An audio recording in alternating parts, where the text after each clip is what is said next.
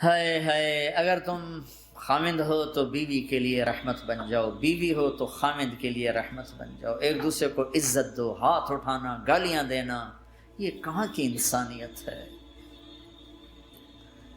پھر ہمارا معاشرہ جوائنٹ فیملی سسٹم ہے، ساس ہو کر سسر ہو کر بچے اور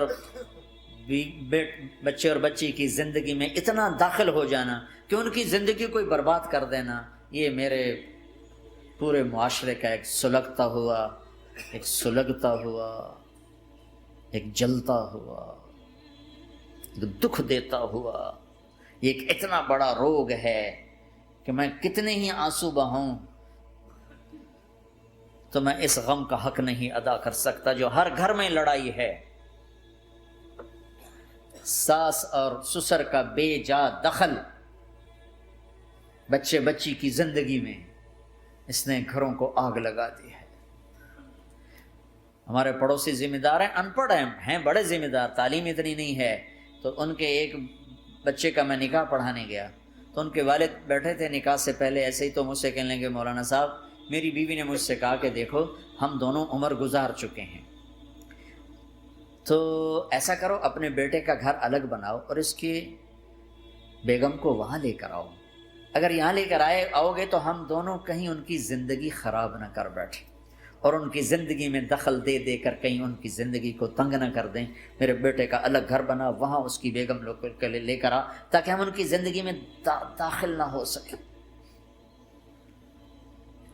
میں حیران ہو کر ان کو دیکھ رہا کہ ان پڑھ باپ، ان پڑھ ماں، اور اتنی اعلیٰ درجے کی بات۔ اب ہر آدمی میں یہ سخت نہیں کہ اپنے بیٹے کے لیے الگ گھر بنائے، یہ تو ہمت ہے کہ ان میں دخل دینا چھوڑ دے، کہ خامند سے زیادہ خامند کے ماں باپ اس کی بیوی پہ حق جتا رہے ہوں۔ یہ میرے نبی کی معاشرت نہیں ہے، میں دکھ سے کہہ رہا ہوں۔ آپ محسوس نہ فرمائیں، کوئی عورت ساس ہے تو محسوس نہ کرے، کوئی سسر بیٹھے محسوس نہ کریں، میں درد بھری فریاد کہہ رہا ہوں۔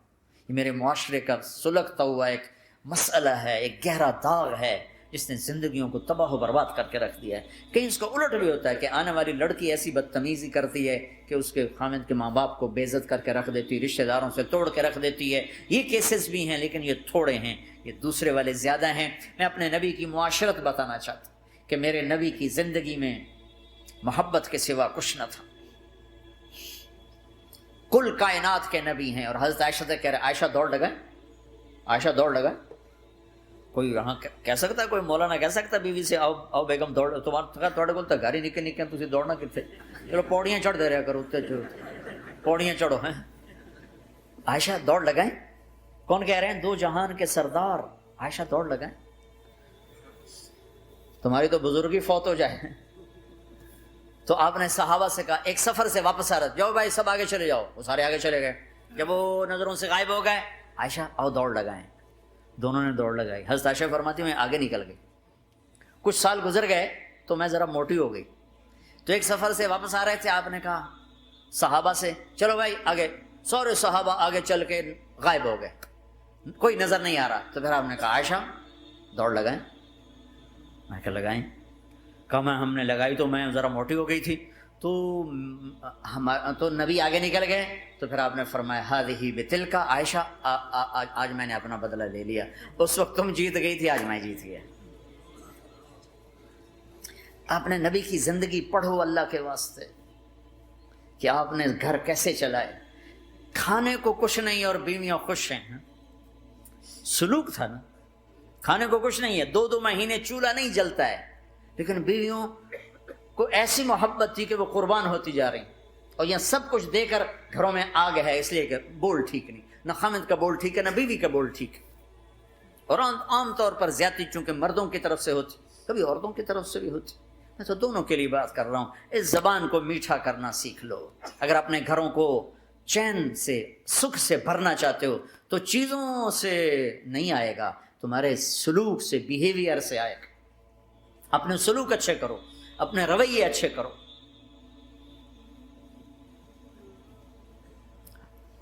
مسجد نبوی میں حبشہ کے لوگ، ایتھوپیا، وہ کر رہے تھے چھوٹے چھوٹے خنجر، اس کے ساتھ نا وہ رقص کر رہے تھے، تو حضرت عائشہ کے کان میں آواز پڑے کہ یا رسول اللہ میں نے دیکھنا ہے،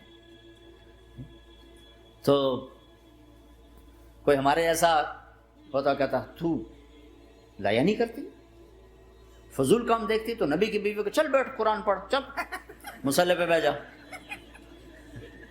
چل تسبیح پڑھ. تجھے خیال کیسے آیا, دنیا میں دین مٹ رہا ہے, تمہیں خیال کیسے آیا کہ تو تماشا دیکھتی ہے؟ آپ نے کہا آؤ دیکھتے ہیں. خود آپ دروازے میں کھڑے ہو گئے اور عائشہ کو پیچھے کھڑا کر لیا. تو عائشہ رضی اللہ فرماتی میں آپ کے پردے میں کھڑی ہو کر میں دیکھتی رہی یہاں تک کہ آپ تھک گئے, ہمارے نبی تھک گئے, اور تھک کے نا کبھی یوں ہو جاتے, یوں ہو جاتے, ایک پاؤں کا سارا, پھر کہنے لگے عائشہ بس نہ کریں. میں نے کہا نہیں ابھی میرا دل نہیں بھرا. اچھا ٹھیک ہے. پھر کبھی یوں ہو رہے ہیں, کبھی یوں ہو رہے ہیں, کبھی یوں ہو رہے ہیں, کبھی یوں ہو رہے ہیں.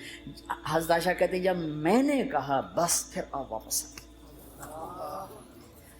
یہ میرے نبی کی زندگی ہے. تم لان تان سے زندگی بنانا چاہتے, ساس سسر بہو پر بیٹے سے بھی زیادہ حق جتانا چاہتے. یہ عام معاشرے کی بات بتا رہا ہوں, بہت تباہی ہے. میں تو مسائل سن میں نے تو اب اس دفعہ یہ ارادہ ہے کہ اب میں فون چھوڑ دوں گا, نہیں رکھوں گا, کہ میرے اندر ہمت ہی نہیں رہی کہ میں گھروں کے مسائل, میرا کلیجہ پھٹنے کو ہو. ایسے ظلم ہیں, ایسے ظلم ہیں. ہمارا سسرالی معاشرہ بڑا ظالم ہے, بڑا ظالم. 99.99% ظلم ہے.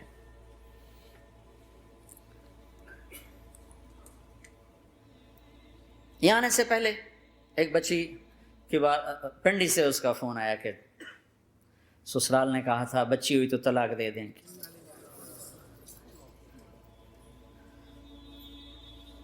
بچی ہو گئی. میں نے ہاتھ جوڑے, پاؤں پکڑے, میرا کیا قصور ہے, اللہ کی تقدیر ہے. طلاق دے دی, نکال دیا گھر سے. حج میں 2 بچہ بچی ساتھ تھے ابھی میرے حج میں, تو 22-23 سال کا بچہ تھا, اتنی سال کی بچی تھی. تو وہ میرے ساتھ حج میں اکٹھے تھے. تو ہم عرفات میں تھے, تو وہ بچہ میرے پاس آ گیا اور کہا جی بس مولانا میں اپنے گھر سے بڑا تنگ ہوں, اور میں نے فیصلہ کیا میں جاتے اپنی بیوی کو طلاق دے دوں گا. میں نے کہا شادی کتنا عرصہ کا؟ 3 سال. میں نے کہا بیٹا ایسا نہ کرو, میں جب حج سے ہم واپس جائیں گے نا عزیزیہ میں, تو تم دونوں میاں بیوی میرے پاس آنا. تو ہم جب واپس گئے تو میں نے پہلے اس کی بچی کو بلایا, اور وہ خود ہی ملنے آ گئے کہ میرے کچھ مسائل ہیں. پھر اس نے بیچارے نے اپنا دکھڑا شروع کیا. تو کہا جی 1 سال بچہ نہیں ہوا تو میری ساس نے مجھے اتنا ذلیل کیا, سسرال نے, یہ تو بانجھ ہے, یہ تو بانجھ ہے, اس کا تو ہونا ہی نہیں ہے, اور اتنے تانے کہ میرے ماں باپ بھی رو برا حال, میرا رو برا حال.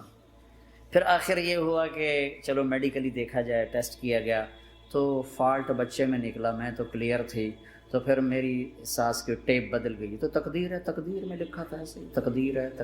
اب تقدیر آ گئی, اللہ کی رضا پہ. پہلے اس کو ذلیل کیا ہوا تھا, اور جب بیٹے میں فالٹ نکلا تو اب یہ تو تقدیر ہے, تو اللہ کی رضا پہ راضی ہو جائے. چھوٹے چھوٹے مسائل. جب میں نے تھوڑی سی ان سے سٹنگ کی تو ابھی میں اس سے فون سے ان ٹچ ہوں کہ کہیں یہ پھر بے وقوفی نہ کر بیٹھے. کہا مولانا ہمارا گھر سکھی ہو گیا پر ماں باپ دونوں ناراض ہو گئے. میں نے ان کی ناراضگی کی فکر نہ کر, انہیں راضی کرنا تیرے ذمے, تیری بیوی کے ذمے نہیں ہے. تو اپنا حسن سلوک باقی رکھ. اس حد تک یہ ہمارے گھروں میں جو نہ جاننے کی وجہ سے دیکھو تمہارے یہاں ٹریفک کا سسٹم کتنا اچھا ہے. 10,000 گاڑیاں چل رہی ہوں, ٹریفک بلاک نہیں ہوتی, چل رہی ہوتی, چونکہ ہر آدمی اپنی لائن میں چل رہا. اور ہمارے پاکستان میں 10 گاڑیاں اکٹھی ہو کے سر پھنسا کے کھڑی ہو جاتی ہیں, ساری رات کھلوتے رہتے ہیں, راہ نہیں دیتے, کھلوتے ہیں کئی دفعہ, او تو ہٹ, او تو پیچھے ہو. 200 گاڑیاں ادھر, 200 ادھر. یہ چونکہ میں روز سڑکوں پہ چلتا ہوں, روز یہ تماشا دیکھتا ہوں. اگر تم اپنی لائن میں رہو تو کوئی فساد ہی نہیں. جب تم اپنا بیریئر کراس کرتے ہو پھر فساد شروع ہو جاتا.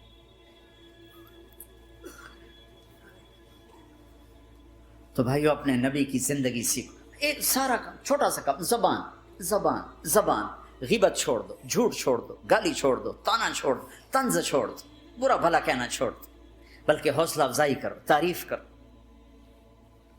ایک ہماری دھوبن تھی ماسی شریفہ, مرحوم 85 میں فوت ہوئی, سن 85, بہت لڑاکی تھی. تو آگے ایک دن میری بہن کے پاس کہنے لگی بی بی میری یہ 9 مہینہ بڑا لڑتی آپ تھی. میں نے کوئی تویز دے ساریا میری نوکر بن رہا. تو میری بہن نے ایسے نا ایک کاغذ پر نا وہ کوئی لکیریں لکوریں لگا کے تو ایسے بالکل رول کر کے کہا کہ ماسی شریفہ جب تیری لڑائی شروع ہو نا تو نے یہ تعویذ یہاں رکھنا ہے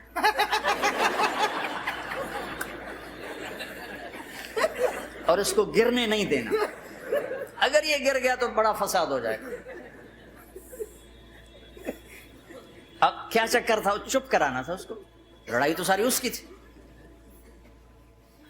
ہفتے کے بعد وہ آ گئی, بی بی تو تا ایسا تویت دیتا ہے ساری لڑائی مک گئی.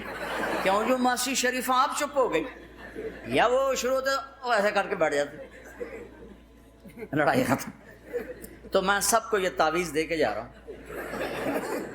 جب تمہاری لڑائی شروع ہو تعویذ یہاں رکھ لینا, بولنا نہیں.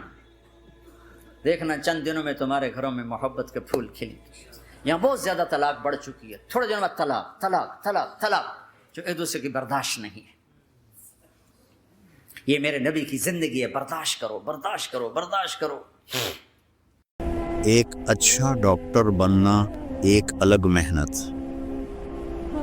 اور اچھا انسان بننا یہ دوسری محنت. میری یا آپ کی اصل زندگی موت سے شروع ہوتی. میرا بھائی بھی ڈاکٹر ہے, مجھ سے چھوٹا ہے, کارڈیالوجسٹ ہے, بہت اچھا ڈاکٹر. ایک دن مجھ سے کہنے لگا سانو ساڑھے پیسے دا تا فائدہ کوئی نہیں کہ ساڑیاں اولاداں نو ہوئے تا ہوئے.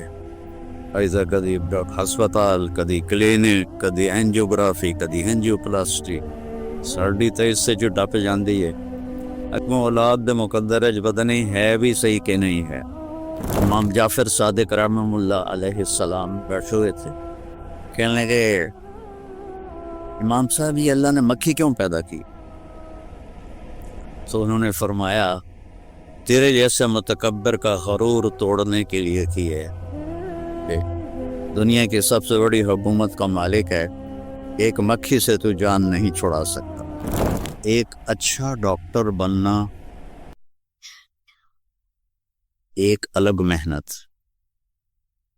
اور اچھا انسان بننا یہ دوسری محنت.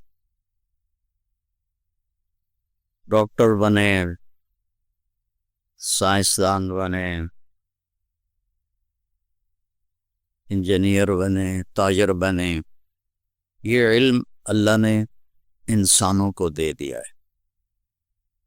آپ ہی نکالو, آپ ہی پڑھو. لیکن اچھا انسان کیسے بنے یہ علم انسان کے پاس کوئی نہیں. یہ اس کو اللہ اپنے نبیوں کو الہام کرتا ہے اور وہ آگے پھر اللہ کے بندوں کو بتاتے ہیں. تو میری یا آپ کی اصل زندگی موت سے شروع ہوتی ہے. یہ تو خواب ہے. حضرت علی رضی اللہ عنہ کا فرمان ہے الناس نیام اذا ما تنتبہوا. لوگ سوئے ہوئے ہیں, موت آئے گی تو آنکھ کھل جائے گی. میرا بھائی بھی ڈاکٹر ہے, مجھ سے چھوٹا ہے, کارڈیالوجسٹ ہے, بہت اچھا ڈاکٹر ہے. وہ کہتا ہے ایک دن مجھ سے کہنے لگا سانو ساڑھے پیسے دا تا فائدہ کوئی نہیں کہ ساڑیاں اولاداں نو ہوئے تو ہوئے. ایسا کدی ہسپتال, کدی کلینک, کدی اینجیوگرافی, کدی اینجیوپلاسٹی, ساڑی تو اس سے جو ٹپ جاندی ہے. اگوں اولاد دے مقدر ہے پتہ نہیں ہے بھی صحیح کہ نہیں ہے. یہی قضیہ سب کے ساتھ. جتنے کوئی بڑے مالدار نظر آتے ہیں, یہ اتنی زیادہ زنجیروں میں جکڑے ہوتے ہیں, ان کے کام ان کو پکڑ لیتے ہیں, اس سے نکل نہیں سکتے, چونکہ انہوں نے صرف کاروبار بڑھانے کا علم حاصل کیا ہے, اچھا انسان بننے کا علم حاصل نہیں کیا, اچھا فزیشین بننے کا علم حاصل کیا ہے, اچھا انسان بننے کا علم حاصل نہیں. اور یہ چیزیں اللہ تعالیٰ نے باقی مخلوقات کو یہ علم بہت اعلیٰ دیا ہے.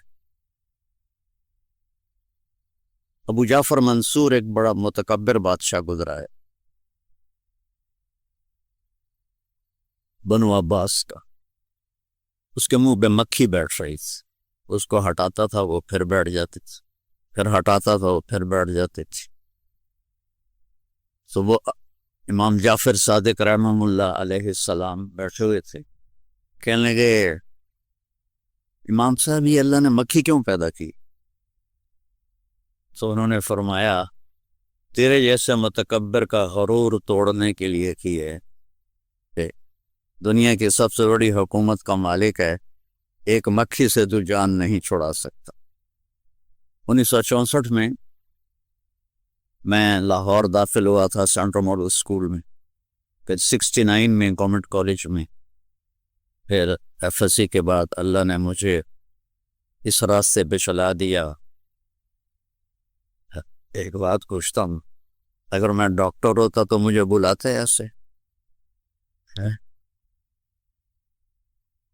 وجہ یہ تھی کہ جو اللہ کے لیے ذلیل ہوتا ہے اللہ اسے عزت دیتا ہے. چونکہ میرا بیک گراؤنڈ ایک ذمہ دار فیملی اور قدیم ذمہ دار فیملی، بڑے ٹھاکر قسم کے متکبر قسم تھے.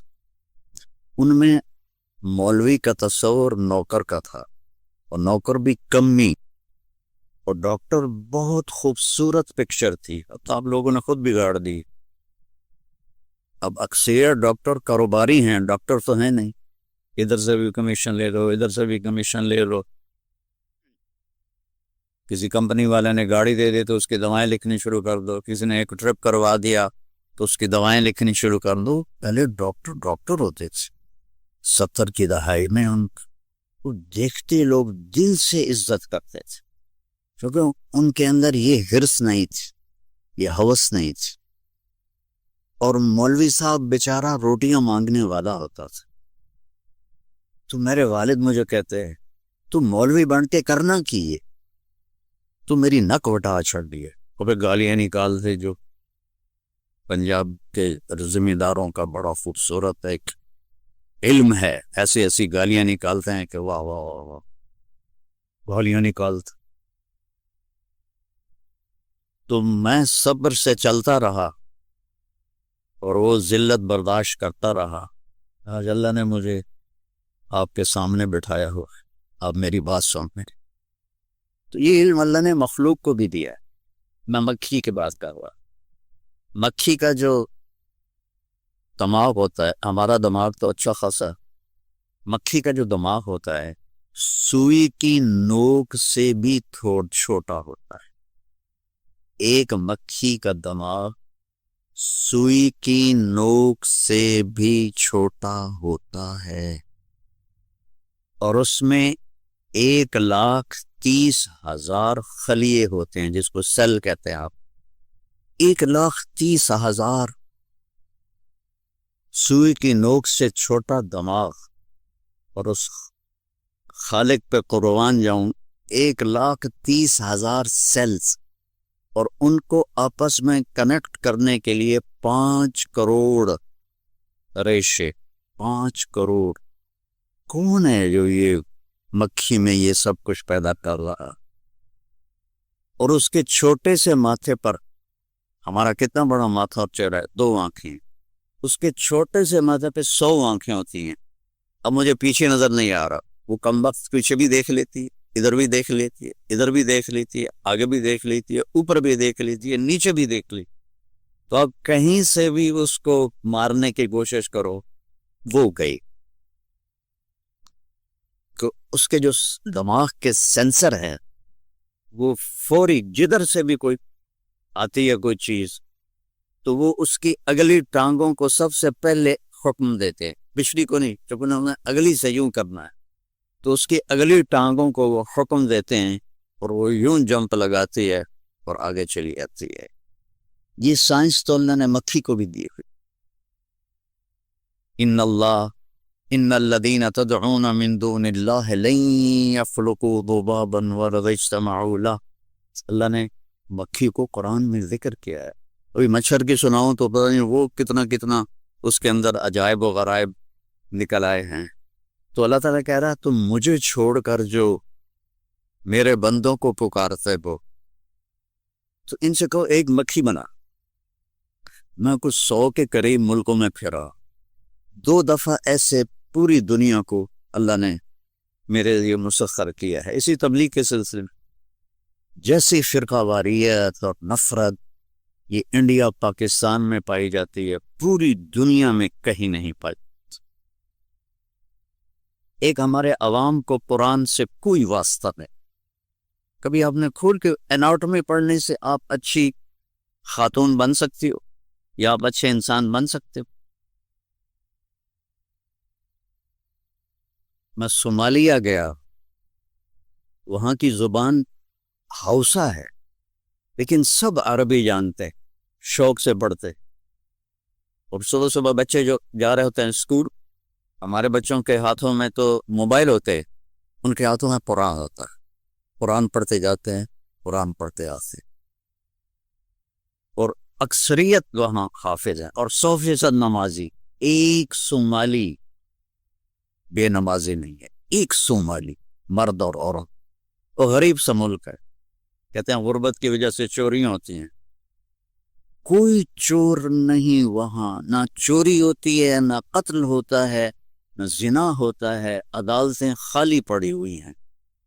اور پہلی دفعہ جب میں گیا تو میں نے راستے میں دیکھا بڑی بڑی ریڑیوں پر نا وہ نوٹ کی گڈیاں لے کے بیٹھے ہوئے, اور بوریوں میں بھی. واللہ میں سمجھا یہ وہ کاغذ کے نقلی نوٹ ہیں جو بچے کھیلتے ہیں نا, تو کھیلنے کے لیے وہ آتے ہیں لے کے جاتے ہیں. تو میں یہی سمجھ کے گزر گیا. اگلے دن میں پھر بازار سے گزرا تو پھر وہ ریڑیوں پہ جیسے یہاں سیب پڑے ہوتے ہیں, کیلے پڑے ہوتے ہیں, وہاں کوئی نوٹ پڑے ہوتے. میں نے پوچھ لیا, میں نے کہا یہ اتنے یہ نقلی نوٹ کس لیے ہیں؟ انہوں نے کہا نقلی نہیں ہیں, یہ منی ایکسچینجر بیٹھے ہیں ہمارے.